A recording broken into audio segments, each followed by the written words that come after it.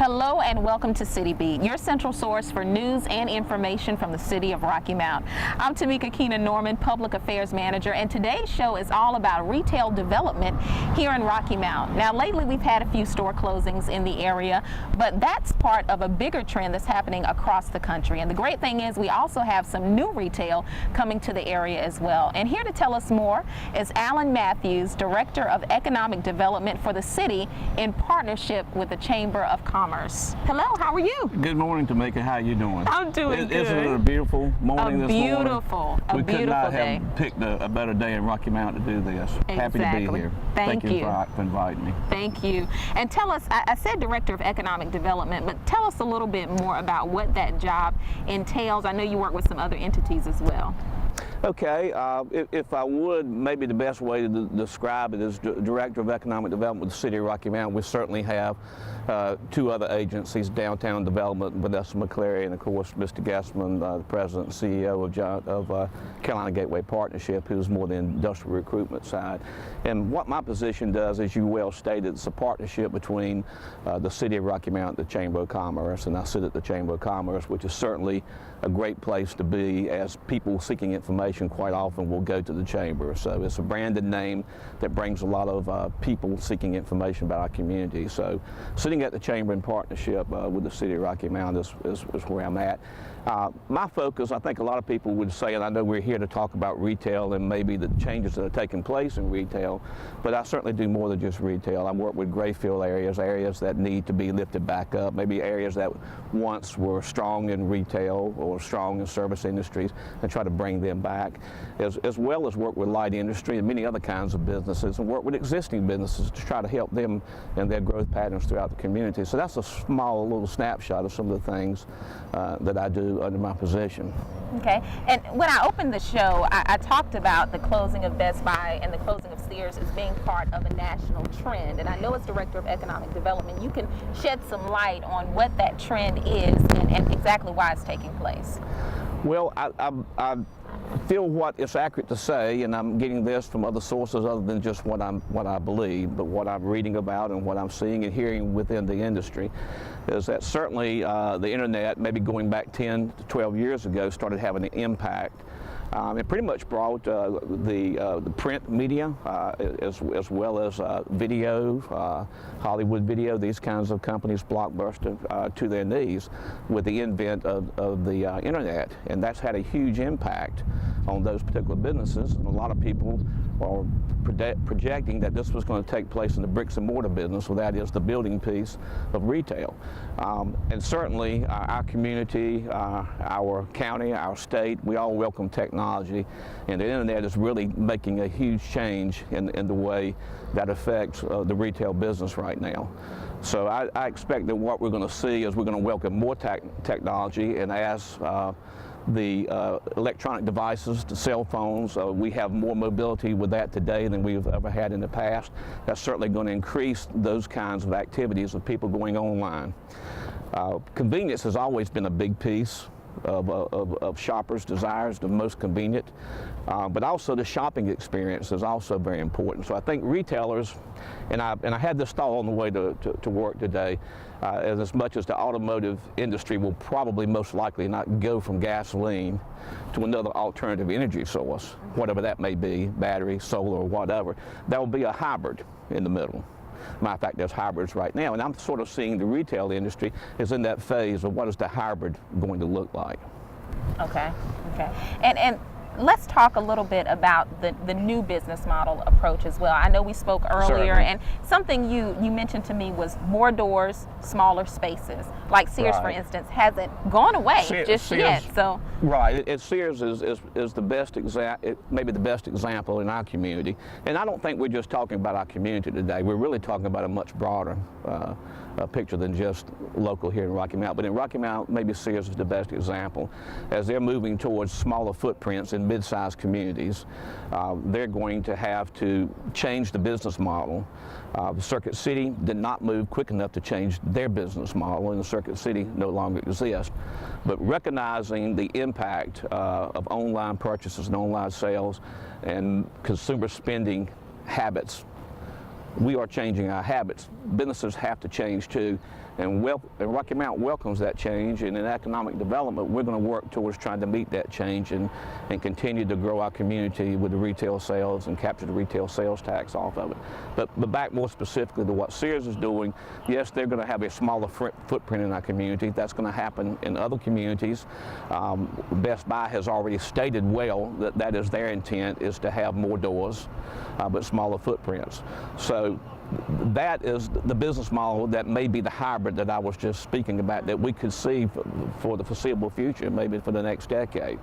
But businesses that are large boxes now are going to have to continue to seek ways to adapt to the increased purchases taking place with online sales. Okay, and Sears, what can we expect with them opening in this area? I know you said a smaller footprint, but approximately the square footage, how many employees, they'll be looking at somewhere in the neighborhood of 10 to 12,000 square feet. In Rocky Mount, they've already identified a site.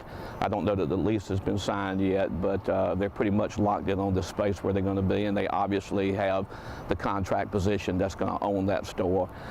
So we're looking for maybe 5 to 6 employees in there. Obviously, the shopping experience is going to be small. I would like to think that the consumer will get more attention.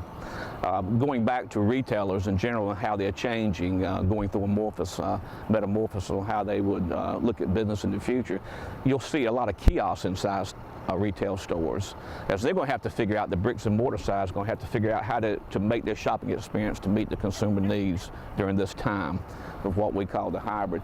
So 5 or 6 employees, more attention to the consumer. They'll have a kiosk inside the store for those who don't have the ability at home to do online purchase, and they'll help guide someone going online. So you'll be able to buy anything and everything that you could get at Sears in the past.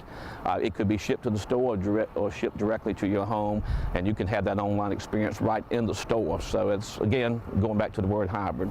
Good. So, that's great to know. And let's talk a little bit about Best Buy. I know we spoke earlier and you said there may be some discussions. You were trying to get in touch with corporate, but how is that going for you now? Well, for a smaller footprint? we've initiated the contact from my office with Best Buy. I'm going to a conference in 2 to 3 weeks, and I hope to have a sit-down meeting with Best Buy to see if there isn't a way that we could get a smaller footprint of that store located here within our community.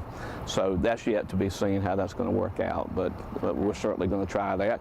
And we could probably sit here in 30 minutes identify other businesses that we could expect that are going through these same things. Anybody with a large box, we've already talked about the industries that what Amazon.com has done to the book industry, the Barnes and Nobles and others, Books A Million. So there's lots of other businesses within our community that will probably be looking to do the same thing, again, in mid-sized towns across the United States. Yeah, and it's odd that you mentioned that, because I was searching the internet earlier and saw that a convenience store-sized Walmart had opened in Gentry, Arkansas. That was the very first one that opened. So I said, okay, this is the same thing. It's happening all over. It's already started happening, and certainly Walmart, being the leader, the largest retailer in America, is seeing the impact. And what has occurred with Walmart is, for the first time ever in their history that I can recall, they have had an impact, a negative impact on same-store sales.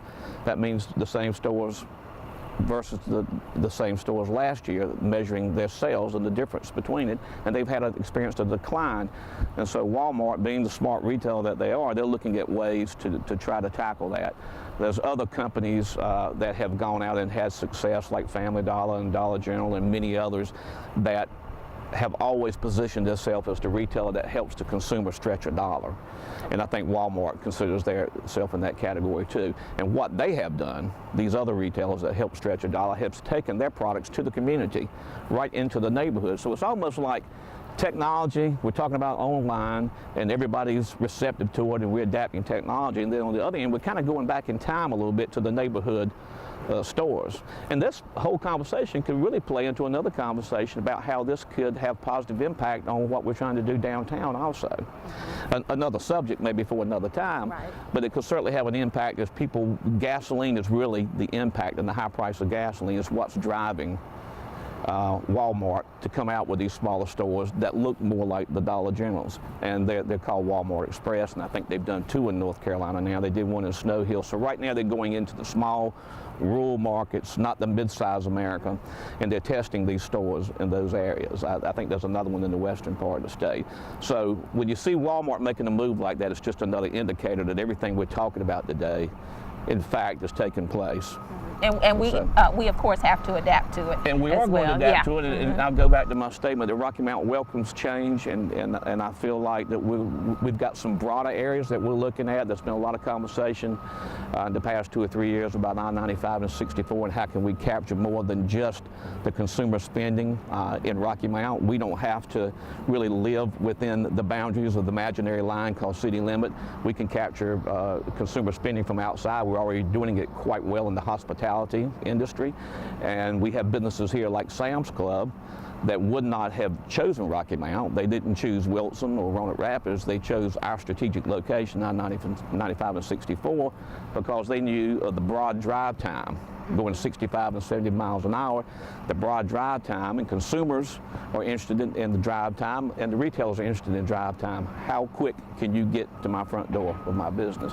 So there's an opportunity for us to maybe take this same strategy, not quite sure what it's going to look like yet. We're talking about it and working on it, and maybe identify these stores that are looking smaller footprints, and maybe let Rocky Mount be where there are businesses that we currently don't see, but we can now attract them because they are, in fact, going back to the Sears scenario that you brought up, they are lowering their cost of doing business across the board. Numbers of employees, the lease amount, a lesser lease, everything associated with the business is being brought down. So as they bring down the cost of doing business, mid-sized markets will become more attractive to them. So this is another change that's taking place that is an opportunity, the opportunity side for our community, to try to build a platform for Rocky Mount to be the place to serve a broader area for those businesses that maybe are not currently in this area. Okay. And speaking of change, going just a bit away from the new business model approach, which is the reason we're standing here today, is we're in front of that's nice. yeah, we're in front of what is to be the new Hobby Lobby. So tell us a little bit about that, as well as Joann's Fabrics and Crafts, which is in Sutters Creek Boulevard. Okay, I'll be more than happy to tell you what I know, and maybe the more exciting story is this goes back 2 years when we approached Hobby Lobby, when my office approached Hobby Lobby to come into our community, as we identified a void in our marketplace in which we felt like they could fill. And in retail and consumer spending, we try to keep our people at home as much as we can. Certainly $4 a gallon of gas is helping us do that.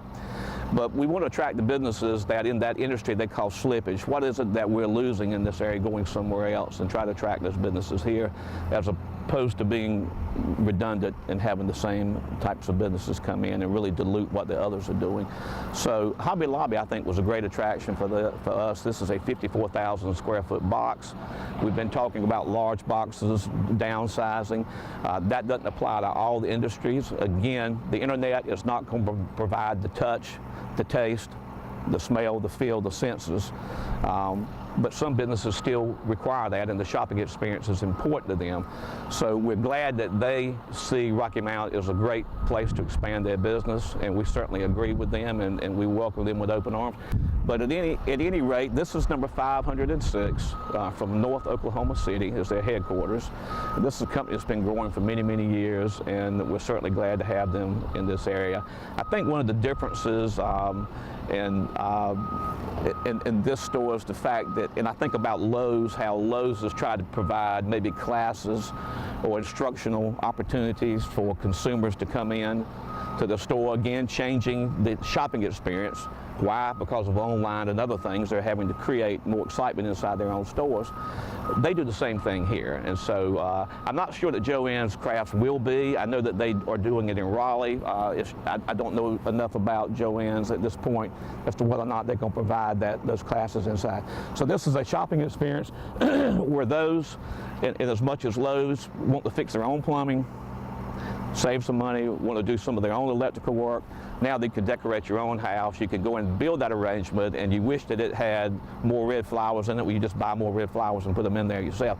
So it's going to provide creative opportunities for households to come out and do some of their own creative things for fixing up their house. Okay. Well, as folks can see, Hobby Lobby is going to be in a great location right across from TJ Maxx and PetSmart, that entire shopping center. So it's in a great proximity for all residents. I agree. I think they'll do quite well here. And again, the reach is 5 counties here. We consider our market not the imaginary line, the city limit, but we reach out and bring consumers in for a 5-county region. So when we talk about Rocky Mount, when I'm talking outside of our community, the people interested, I would tell Hobby Lobby that they have a reach of over 300,000 people. So I think it's real to say that again. Sam's Club is the proof. They came here not for our 60,000, but they came here for the ability, the drive time to draw in over 300,000 people. And it's worked well for them, and I'm sure it will for Hobby Lobby. So. And before we close today, in the next 5 years, where do you see Rocky Mount in terms of retail development? Well, back to that word technology that everybody's embracing, and nobody's against it. They're all for it. It moves so fast. Isn't that becoming more difficult to predict the change with the rapid pace of technology changing? But I think, again, hopefully what we can see is we'll see retailers that maybe we would not have captured. And maybe the reason we will see them is because we can open up the door to I-95 and 64. And I spoke just a little bit about that, but wouldn't mind doing another show one day about the efforts that we're putting in to open up I-95 and 64 to capture more consumer spending, which, by the way, is 70% of the economy. So when consumer spending is doing well, the stock market follows, and it works in the opposite way too. So consumer spending is very important to the communities. So to finish the question, I guess, on how I see Rocky Mount in the future, I see us adapting to the change. We'll be looking for ways to welcome in these stores if they do go through a metamorphosis where they have smaller footprints, that we'll be prepared to meet that, and our city is willing to help them in any way that we can to get them into our community. Well, thank you so much, Mr. Mathews. Well, you're certainly welcome. Yeah, I enjoyed it, and it's been nice getting to know you. Thank you as well, and thank you, our viewers, for tuning in to another edition of City Beat. As you can see, Allan Mathews, the entire Chamber of Commerce, and the city of Rocky Mount, we are working diligently to grow the area for you. We're bringing in new retail stores. Hobby Lobby is on the way, Joann's Fabrics and Crafts on Sutters Creek Boulevard, and we are adopting the new business model approach. And we've got 4 more retailers soon to be announced. All right, sounds good to me. Thanks for tuning in to City Beat.